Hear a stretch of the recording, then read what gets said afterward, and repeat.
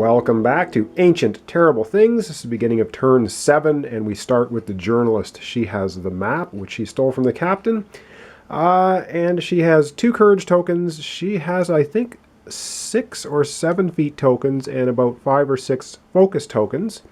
Her 3 cards, of course. And one thing she's going to do right now is she's going to play Brave Face on her turn, which means she can spend 2 feet tokens and gain 2 courage tokens. So she's going to spend her 2 feet tokens. She's going to gain 2 courage tokens, which now brings her to a total of 6. And now let's go to the main board and see where the journalist is going to explore. Okay, so here we are on the main board. The journalist on the riverboat now is moving up to the Yawning Chasm. She's going to grab the 1 focus token that is there. And she's going to use the special ability, which means she can do a desperation act right now to gain a encounter card from any other location. Well, she has a total of 4 courage tokens. She's going to spend 3 of them right now in a desperate act. And she's going to collect this card, which is the Alien Carcass. We're 3 points at the end of the game, so that now becomes her property. And because she did that, she now has 3 cards with the treasure icon on them, and when you get 3 cards, first player to get 3 cards with the same icon gets an achievement. So she is going to get the Priceless Treasure achievement, worth 4 points at the end of the game. So she's really moving ahead here.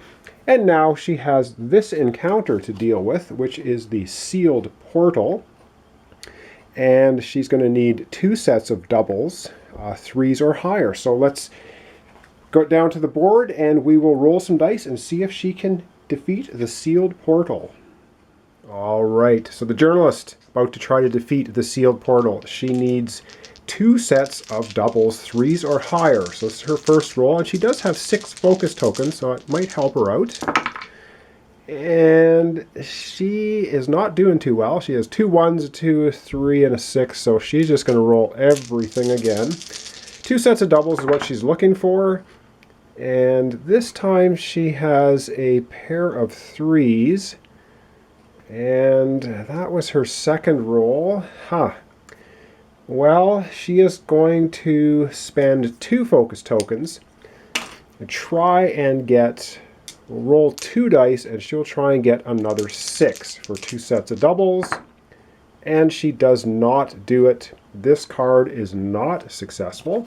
So it goes to the rumor pile, and she gets the second last Terrible Thing token, which is a -3 for the end of the game, which is not too fantastic for her. And looking at her dice, she is going to collect 2 focus tokens and 2 feet tokens. So with the 2 focus tokens for the 6 and 4, and the 2 feet tokens for the pair of 3s. So she is gathering that. Not too bad. And she is also going to play 1 card right now, Last Gasp. It's going to cost her 3 feet tokens, but she can discard up to 2 of her Terrible Thing tokens. So she's going to get rid of one of the 3 and the 1 by playing that card and spending 3 of her feet tokens. So that removes them from her negative pile for the end of the game. And that was a pretty successful go of things there for the journalist.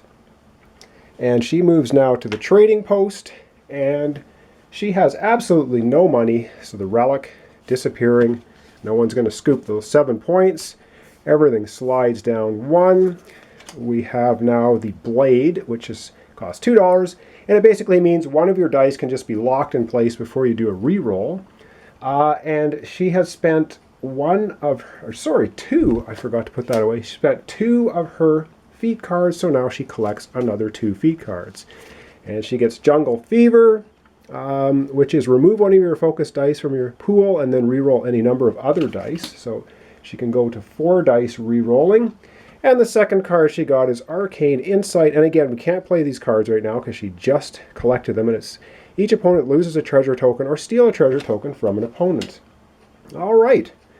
So that is that for her. She's finished. Collected quite a few points there. Stole a card, got the Priceless Treasure achievement. And now let's take a look at the captain and see what he's going to do. He only has a couple of options. Okay, so here we are with the captain. He's in a little bit of trouble, I think, points-wise. He's going to have to do something pretty quick here if he's going to pull this off. And I think the very first thing that he is going to do before he does anything else is he's actually going to use the serum, because there's only one Terrible Thing token left on the board. If he fails either of the cards that are out there, the game will immediately end. So he's going to spend 3 tokens right now to get rid of a Terrible Thing token. So he's going to take his 3 courage tokens, because it's any 3, and he's going to get rid of the -3 points that he had picked up from before. Okay, so he's got 4 cards. He has his utility belt, he has his device, and of course the serum was used. He can only use it the one time. And now let's go to the main board and see which of the last 2 adventures he is going to go and explore. Okay, so the captain has 2 choices. He can go to the Accursed Shrine up here and try and get a full straight for 9 points, or he can go here and try and get 4 of a kind. And I think the captain, trying to be a little strategic, is going to go right here. He's going to collect the treasure token, the focus token, he now has 3 focus tokens for re-rolls, and of course he steals now back the map from the journalist. So if there is another turn, which means he actually manages to succeed at this card, then he will be able to try and go and get the last card on the board. All right, let's go down, roll some dice, and see if the captain's going to end the game or succeed. Okay, and of course I forgot to show you the card. Here it is. It's the Pilot's Twisted Fate. So he's checking out the plane wreck, and he's going to need 4 of a kind, 4s or higher. So he has 3 rolls. Let's wish the captain good luck and see if he can pull it off. If he can, there will be another turn. If he cannot, the game is going to end. And so far he has 1 of each, which is not too much use. He is just going to roll everything again. Second roll, and he has a 4, a 5, and a 6. Okay, what he's going to do is he's going to keep the 4. He is going to pay 1 feat to play this card right now, which is set any dice to a 4. So we'll just set that one to a 4. So he has 2 4s, and he's going to use his 3 focus tokens to re-roll these 3 dice. Now this is the last thing he can do. He either gets 2 4s here, or he's going to fail. He fails. This does not get completed. He just takes the last token off the board, -3, and that is the end of the game. It ends immediately when that last token is taken off the board. All right, so it's just basically left now to tally points. I think the journalist is ahead, but I'll come back and I will give you the point scores for the captain and the journalist. So just give me a minute here to tally up, and I'll be right back. Okay, I decided let's just do the tallying right here on the character sheet. He has nothing in the way of special cards that let him get extra points.